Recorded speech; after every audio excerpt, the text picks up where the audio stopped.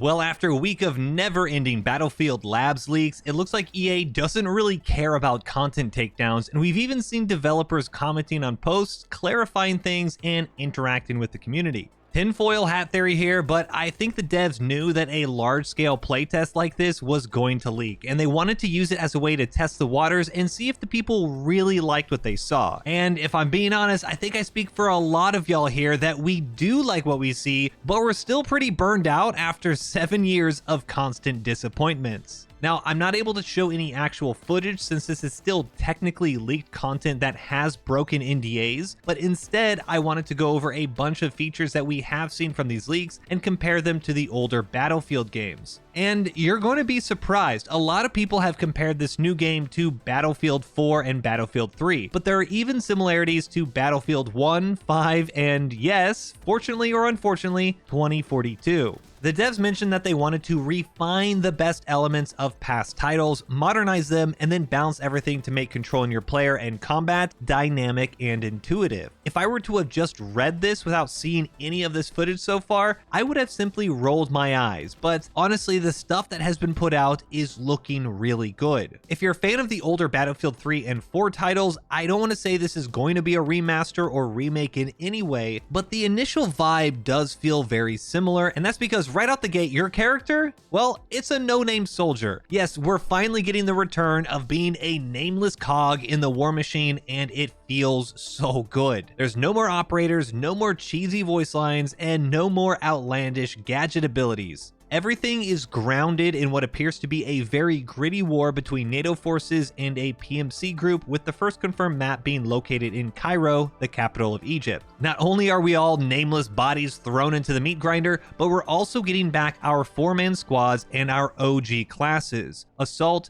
Engineer, Support, and Recon, as well as a variety of class perks that you can pick and choose from to customize a bit to your preferred playstyle. It does look like these perks are going to be similar to Battlefield 4's field upgrades. In the leaked gameplay, we can see that each perk has a specific level, suggesting that you'll need a certain squad score to progress throughout the match, just like Battlefield 4. If you never played BF4 or you don't remember how this really worked, you selected a set of field upgrades from your kit selection screen, and based on your squad's teamwork, you would eventually unlock all of these throughout the match. Your score would depend on squad spawns, squad repairs, squad healing, if you killed enemies, if you saved squad members who were about to be killed. All these squad related stuff will add progress to your field upgrade bar, and then your squad will get rewarded the perk. Now, I know everyone is super nostalgic for Battlefield 4, but in my opinion, Battlefield 1 had a far superior specialty system where you could actually mix and match, and there were a ton to unlock to really customize how your character played. This, I feel, added a lot more variety to the classes, and I understand why they're bringing up the field upgrade to really pull at the nostalgic heartstrings of everyone, but I would have loved to see this. Assault perks include carrying more grenades, reduced damage to explosives, and quicker gadget reloads. Engineers can slow down enemy vehicles when their rockets hit, they can reload their AT weapons quicker, they can mark targets when damaging vehicles, and they can even use an anti-vehicle thermite drone. Support players can revive faster, their healing crates can heal more, and they can replenish gadgets quicker, while Recon can reduce weapon sway, slow enemies by hitting them in the chest, prevent enemies from being revived with headshots, and they can also call in mortar strikes. Now, you might have noticed that the Assault kit had no mention of medical abilities, and the Support kit, on the other hand, mentioned both ammo abilities and healing. Yes, arguably the most controversial difference in this new class system is that the Assault kit is purely damage and has no healing abilities. Support players will have the defib paddles, and their supply crates will both heal and resupply ammo now. In Battlefield 2042, the support operators had their own operator gadget, such as Irish's ballistic shield, Falk's medic gun, and Angel's loadout crate. And then they would also have the choice of a support gadget, choosing between ammo or health crates, while everyone had those defib paddles. It's a bit of a merging of this system, and I'm not sure if this is a bad thing. Support players will still have their machine guns and can rearm themselves with the support crates as we've known for years, but Assault players will have to fall back to them in order to get healed, and support players will now have to push up to the front line to revive. This is one of those changes where I can't really tell if it's necessarily a bad thing without getting my hands on it, but I do know in past games it could be difficult at times to get health or ammo because players might not pick those crates for support. Instead, they may be getting something more fun or just use them for themselves. In Battlefield 5, I would select medic, but I would use that medic pouch instead of the crate to keep myself alive. And this week I even jumped on Battlefield 3 for a bit, and I had that same high survivability that I remembered from over a decade ago. In the next Battlefield game, it's definitely a return closer to the assault class that we saw introduced in Battlefield 1 and then was continued in Battlefield 5. These assaults were purely damage, but they also had anti-tank capabilities. One thing that it looks like they aren't keeping from the more modern games though is the medical pouch that each soldier would have on them. This med pouch was a self-heal that you spawned in with, and you could then rearm off of medics or resupply crates around the map starting in Battlefield 5, and this was continued to Battlefield 2042. This would give the assault players a bit more freedom to push, kill enemies, heal, push a little bit more, and then fall back, but from the footage I've seen, it doesn't look like there is a quick self-heal option in the new Battlefield. Assaults will either have to completely fall back to get to a medic, or hide for a set amount of time to regenerate their health. This change could end up just being very annoying to the aggressive assault players out there, but for those people complaining that assaults without meds and revives is just not my Battlefield, well, that's actually how assault players have had to play Battlefield for nearly a decade now. For the other classes, we haven't seen too much, but I do like the return to anti-vehicle weapons and vehicle repairs for Engineer, which is personally my favorite class, and given that Recon now has a mortar strike ability, I wouldn't be surprised to see them as being the only ones to have C4 as well. It does seem like the next Battlefield is giving each class their own specific role. Assaults will do damage, supports are supporting your team in both ammo and healing, engineers are taking care of vehicles and also destroying them, and then recons are supporting the team with intelligence and long distance optics. Now, apart from the classes, we've also got a little tease on the new factions that are going to be in game. We do know that it's NATO and a type of PMC group, but within NATO, we actually see the first inclusion of the British forces in a modern Battlefield game. Before these leaks, the only time that we've seen the British was in a World War I or World War II setting, but here we see soldiers wearing British multicam and the Mark 7 helmet. We also have the Americans, of course, and we see plenty of gameplay showcasing M4s with hollow sights, red dots, and lasers, as well as the 249 SAW light machine gun. There's also been some bolt action rifle gameplay, we've seen the FN SCAR, and also assault classes have the M320 grenade launcher as a gadget. We're also getting pretty much every single grenade, the frag grenades, smokes, flashbangs, incendiaries, and I did see a clip of a player with an RPG backpack, so expect to see that too. If you played Battlefield 3, if you played Battlefield 4, it seems like we're going to be getting both the Western and Russian or Eastern Bloc weapons as well. And honestly, it's just refreshing to be back in a very grounded arsenal that we're all familiar with. Now, when you do start the match, you get a squad overview that is not unlike Battlefield 1, where you can pick your loadout and then you see each other's loadouts in a squad screen. I really like this. It's clean and you get a quick look at each other's setups, and it's not overly done or cheesy. But what really stood out to me was just how similar the game looked to Battlefield 4 in not just the weapons, but in the loadout and the spawn screens when the round starts. When you spawn in now, you'll get to see the return of the 3D map showing flags and teammate locations, but you'll also get the camera view of your spawn location as well. Personally, I do prefer the Battlefield 3 over the shoulder POV, but the POV of your squad mates is a welcome return since I know many people are nostalgic for that spawn cam. Oh, and one more thing about spawning in that I nearly forgot to mention, vehicles were already out and deployed, and players had to physically run over to them in order to get in and use them. Now, we have no idea on how this is going to work for helicopters or jets, but it does look like there's no more spawning in a vehicle from the menu. So now let's talk a little bit about the gameplay. From your own POV to the battlefield around you, everything really feels like a modernized Battlefield 4. It looks gritty, it looks grounded, and nothing at all like the near pristine maps that we had when Battlefield 2042 released. Those were so bad the devs literally had to release a patch where they just made it more Battlefieldy.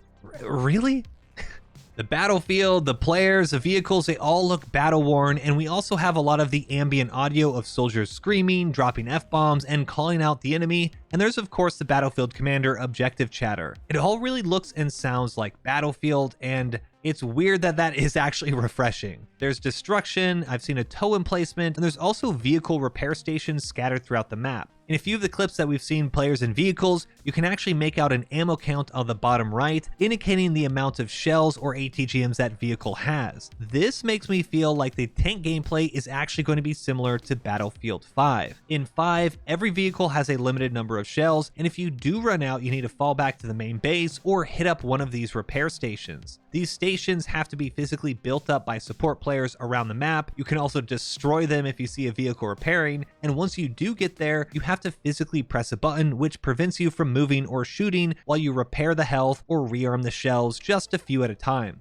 Since it looks like we're getting Battlefield 5 vehicle ammo counts and repair stations, I would also hope that we got the Battlefield 5 damage models back where you can actually immobilize vehicles or knock out tank turrets. It's really cool and far more dynamic than just standard vehicle damage hit markers. And just as I was editing this video, there was also a clip someone highlighted that showed players riding on tanks, so infantry may be able to hop on and off to quickly get around the map, which is just so cool. Overall, as a big vehicle player, I like this repair station mechanic a lot better than the never-ending ammo we've seen in past games, and it should force vehicles to be a bit more careful when diving enemy positions or camping objectives. Now you can't just sit there the entire game, you'll actually have to fall back. As mentioned before, we do have destruction, and it doesn't seem to be Battlefield 4's Levolution, but instead a bit more like Battlefield 5, where you can destroy walls of buildings, but you might not be able to completely demolish everything in front of you. Walls that do fall down, crumble, and cause damage, and there's even a clip of a vehicle nearly being completely destroyed by falling concrete. Now, for the infantry gunplay, the devs mentioned that they would focus on giving each weapon its own unique recoil so you can learn and master whichever weapon you prefer. Movement is on par with the modern control systems we've had since Battlefield 5, meaning that you can prone and swing your feet around in front of you, but when it comes to sprinting or tactical sprinting with your weapon held high and sliding, all that type of stuff, we don't really know. We have seen a couple dolphin dives, but that's been in the game since at least Battlefield 2. It also looks like they'll be bringing back the lean mechanic from Battlefield 4. If you're up against the wall, you'll now get a prompt to lean left or right, allowing you to stay behind cover when you need to and just peek out when you want. I'm still surprised as to why this wasn't included in Battlefield 2042, but nothing in that game made sense, so I guess that's par for the course. Now, when shooting the enemy players, the actual HUD feels a little work in progress is probably the best way to describe it. It's very cluttered in my opinion, with the hit markers, kill confirmations, and achievements all popping up, and I really just prefer the simple text from older games where it's in the lower center of your screen, but you'd also get those ribbons and achievements pop up in the middle. Hopefully this one is being worked on, but it does seem to have a bit of that modern gaming trend where the moment you fire your weapon, the game just needs a million icons and words to pop up to reward you for doing such a good job. I'm not a fan of that, but we'll just have to see. If you do go down, you can wait for a revive or skip, and there's an indicator to see where the nearest medic is, and it should be mentioned that the Killcam no longer has that really obnoxious and disorienting zoom into the enemy and zoom back to you. Instead, you now get a bit of you dying in first person, which feels a bit more like Battlefield 3. Squad members have a form of squad revive, and if you or a buddy do go down in a bad spot, you can now drag players away behind cover. As a longtime squad player, I absolutely love this feature, and anyone who says it's useless obviously doesn't understand how useful it could be when paired with smoke grenades. Being able to smoke out, drag your buddy, then revive them safely will greatly help keep the frontline soldiers up, and it even looks like you can revive while dragging. Overall, this is a big win in my book. The devs have also reintroduced some quote-unquote legacy features that they canceled years ago. Namely, the scoreboard and all chat are back. Yes, you can not only see your score, but you can see the enemy's score, and then you can once again smack talk at how much they suck.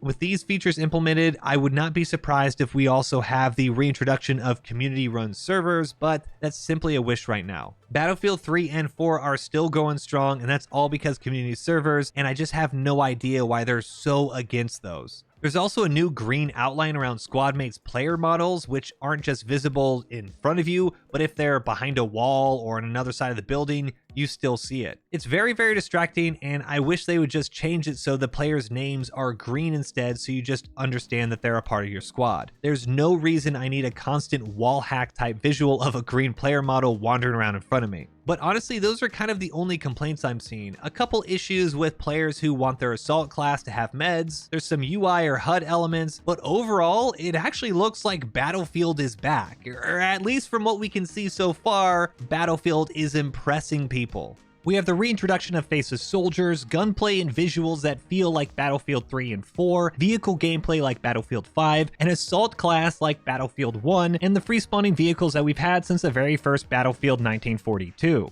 Now, I know, it's EA and they can still screw it up, but I think I'm leaning more towards this being awesome. But what do you guys think? Are there any features so far that you think are missing? Are you excited about the classes? Are you excited about the perks? Do you like the direction the vehicles and destruction is going? Or maybe you're not buying into any of this hype yet because of EA's recent track record. And you know what? That's fair. Let me know down in the comments below, and if you did like the video, do give it a thumbs up and subscribe for more. But until next time, peace.